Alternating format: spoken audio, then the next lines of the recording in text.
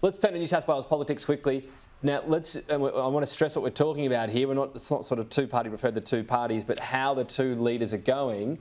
Dominic Perrottet, for all the troubles of, a Nazi costume and so on, he's going pretty well and trending the right way on his personal performance, at least, as Premier.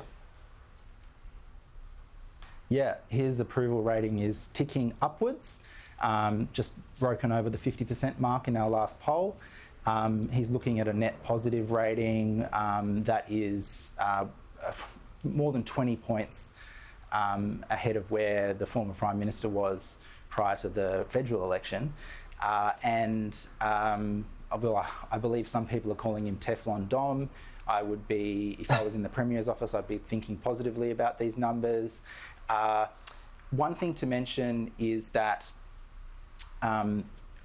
I think what we're seeing is some relative success in New South Wales from the New South Wales government to reduce the hemorrhaging of voters from the female and younger voter demographics.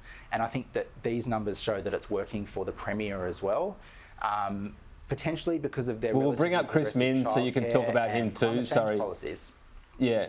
And we'll bring up Chris Minns just to have the comparison. And voters are here being asked how he's performing as opposition leader, which it's a tough job, isn't it? So his figure's not as good, but we've seen this before, that opposition leaders win elections even though they are seemingly not as popular.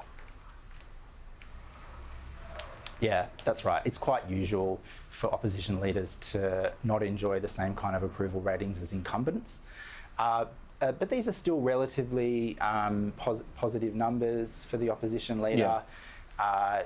As you said yourself, he's got a huge challenge ahead of him in terms of being relatively unknown, a government that's seeking to come into power after more than 10 years in opposition, and a relatively popular Premier.